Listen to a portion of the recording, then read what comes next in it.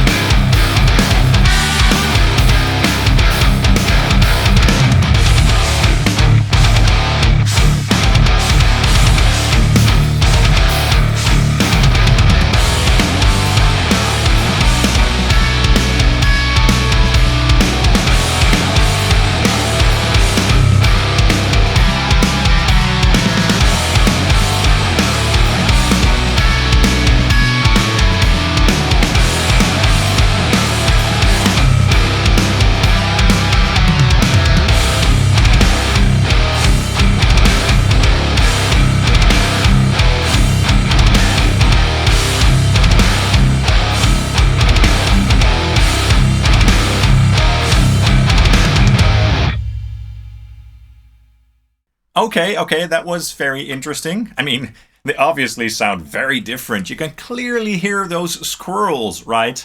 And one of them clearly is the virtual amp model, and the other is clearly the real tube amplifier, right? With that analog tube tone, right? Wrong.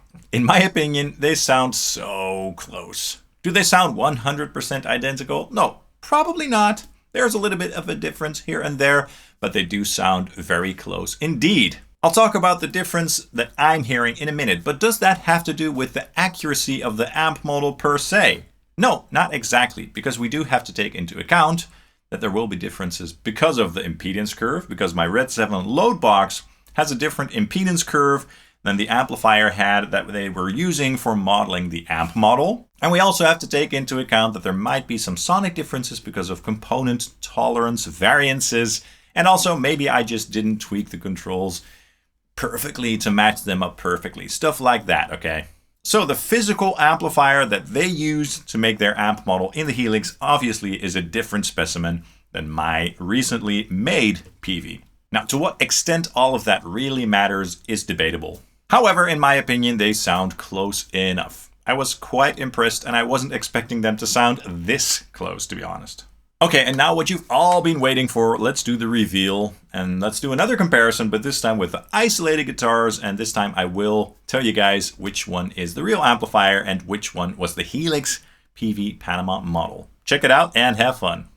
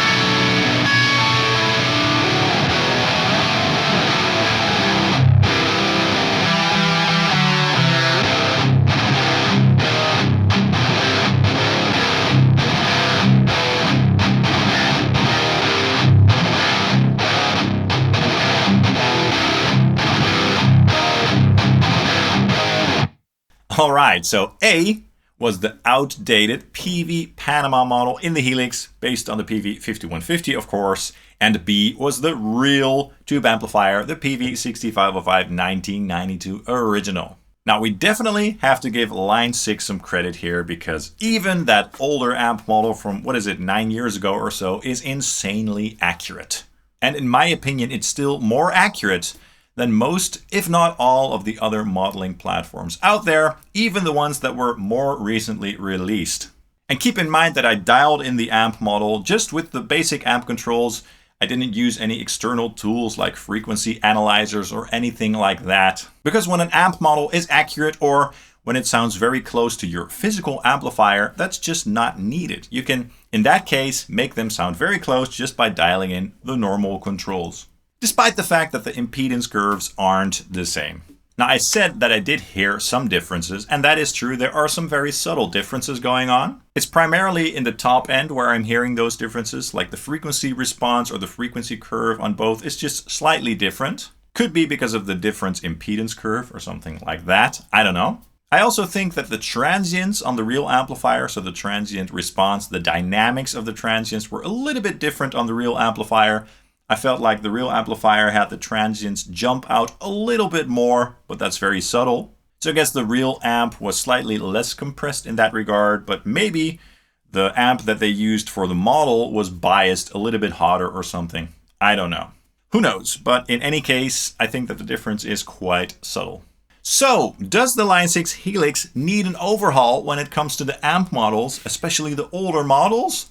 An amp modeler this old surely isn't as accurate as some of the more recently released amp modelers, right? Well, in my opinion, that's absolute nonsense. And I think it's time that everybody just agreed that the Helix is right up there when it comes to the accuracy of the amp models. Even after all these years, it's still right there at the top with maybe 2 others. And yeah, I'm impressed and I had a lot of fun with this one. And of course, I'd love to know your thoughts on this comparison. So let me know in the comments down below what your thoughts are on this whole thing. And of course, let me know what your thoughts were based on the blind test. Which one was the real amplifier according to your ears and which one was the digital amp model? All that good stuff. Let me know.